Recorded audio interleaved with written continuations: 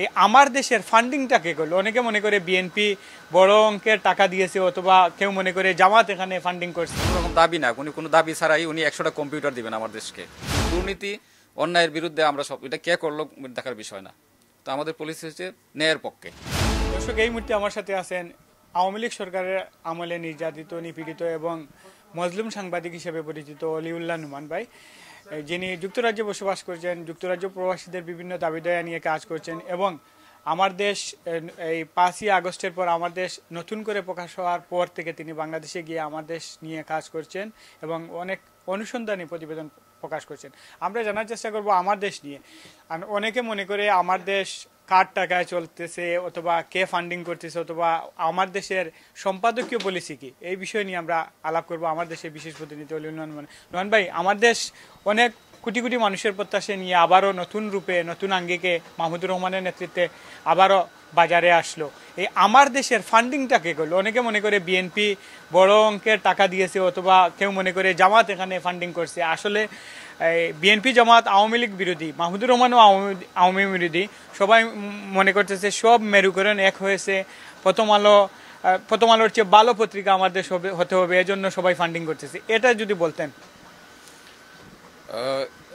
আমার দেশ আসলে মানে ফান্ডিং কারো কাছে, কারো ফান্ডিংয়ে না। আমি যতটুকু জানি আমার দেশের ফান্ডিংটা অ্যারেঞ্জ করছেন মাহমুদুর রহমান সাহেব নিজে। উনি ব্যাংক থেকে লোন নিয়েছেন, উনি ব্যাংক লোন নিয়ে আমার দেশ শুরু করেছেন। উনি কারো ব্যক্তিগত কোনো ফান্ডিং নেয় নাই। আমার জানা মতে একজন ব্যবসায়ী, বড় স্বনামধন্য একজন ব্যবসায়ী এসেছিলেন, মানে একেবারে নিদাবি করে, কোনো রকম দাবি না, কোনো দাবি ছাড়াই উনি 100টা কম্পিউটার দিবেন আমার দেশকে।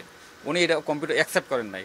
উনি বলছেন যে, মাহমুদুর রহমান সাহেব বলছেন যে আপনার ধন্যবাদ জানিয়ে উনি বলছেন যে আমার যখন দরকার পড়ে আমি বলবো, এখন আপাতত দরকার নাই, আমি আপাতত মানে আমারটা আমি ম্যানেজ করার চেষ্টা করতেছি, যদি আমি না পারি তাহলে আপনাদের সহযোগিতা আমি অবশ্যই নিব। তো উনি এভাবে সম্মানের সাথে অনেক শুধু একজন আমি উদাহরণ দিলাম, এরকম আরও অনেকে ব্যক্তিগতভাবে চেয়েছিলেন আমার দেশকে অনুদান দিতে। অনুদান মানে কোনো রকম এটা ফিডব্যাক চাবেন না, কোনো রকম শেয়ার হোল্ডার চাবেন না, কিছু না। তারা এমনি আমার দেশকে ভালোবেসে আমার দেশকে মানে সহযোগিতা করছে। এবং ইভেন কি লন্ডন থেকে অনেকে আমাকে ফোন করছে আমার দেশে ফান্ডিং কীভাবে করবে। আমি বলছি যে না, দরকার পড়ে আপনাদেরকে, আমি নিজেও বলছি যে দরকার পড়লে আমরা আপনাদেরকে জানাবো।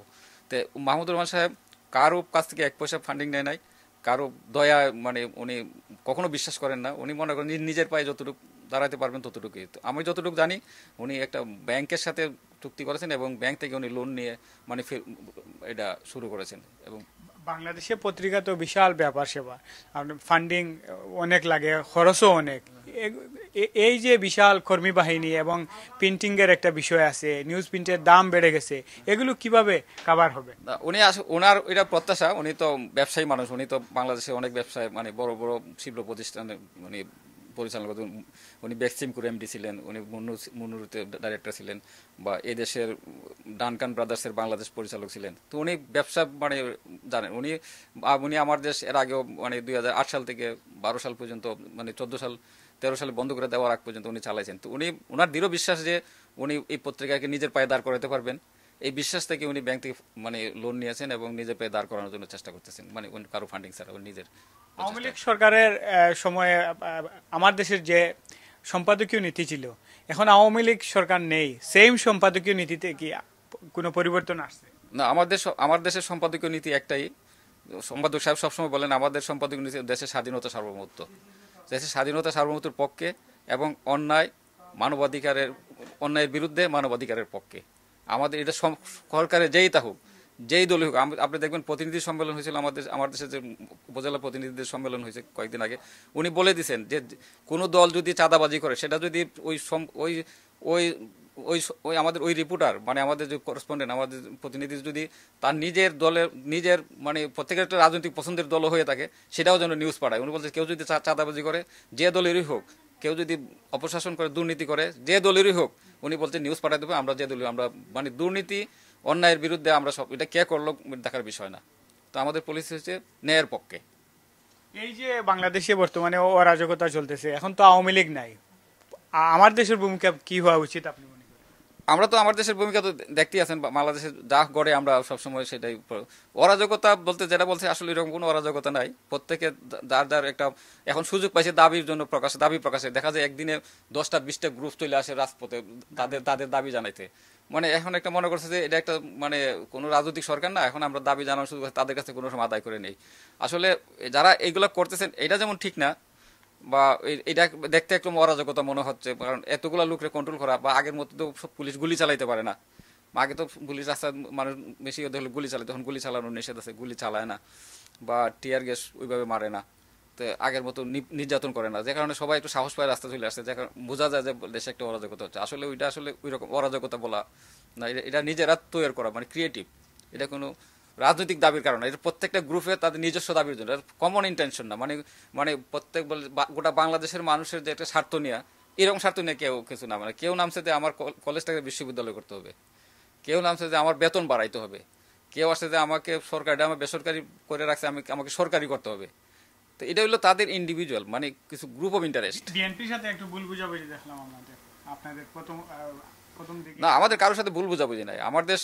আমার দেশ তার তার লাইনে আছে। কেউ মনে করে, কেউ যদি এটা মনে করে যে তাদের বিরুদ্ধে, এটা তাদের বিশ্বাস।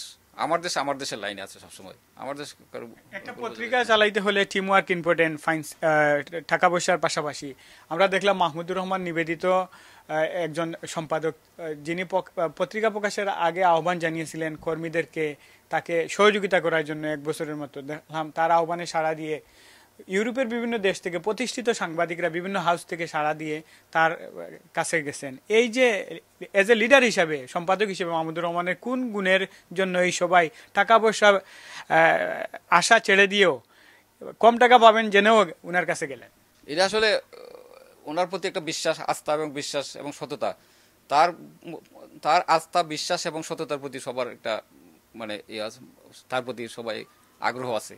আমাদের তো একটা আগ্রহ হলো ওনার সততা, আস্থা, এবং তার মতো সম্পাদক পাওয়া পৃথিবীতে বিরল, যেটা আমি নিজে উদাহরণ। উনি উনি আমরা দুইজন যখন একই সাথে আমরা অফিসে মানে আটক ছিলাম বলা চলে, সে জায়গা থেকে উনি আমাকে সেভ করছেন। উনি আমাকে সেভ করতে পারে বলছেন যে আলহামদুলিল্লাহ আমি তোমাকে মানে নিরাপদ করতে পারছি। তো এই যে একজন সম্পাদক নিজের জীবনটা রিস্কে রেখে মানে আরেকজনকে সহকর্মীকে বলা, যে বা অধীনস্থ সহকর্মীকে বলা যে তোমাকে আমি সেভ করতে পারছি, এটা সব সম্পাদকের মানে মানে কি হবে না, সাহস থাকে। উনি তো আসলে দুঃসাহসিক, এত মামলা হামলার পরেও কিন্তু ঠিক রয়েছে। হ্যাঁ, ওনার সাহসটা একটাই, ওনার সাহসের মূল উৎস ছিল ওনার সততা। উনি মনে করে যে উনি সততা এবং ওনার বিশ্বাস, উনি মনে করেন উনি যেটা ভালো ওটার প্রতি ওনার আস্থা এবং বিশ্বাস, এবং ওনার সততা আছে। ওনার সততা নিয়ে কোনো প্রশ্ন, সততা উনি প্রশ্নাতীত।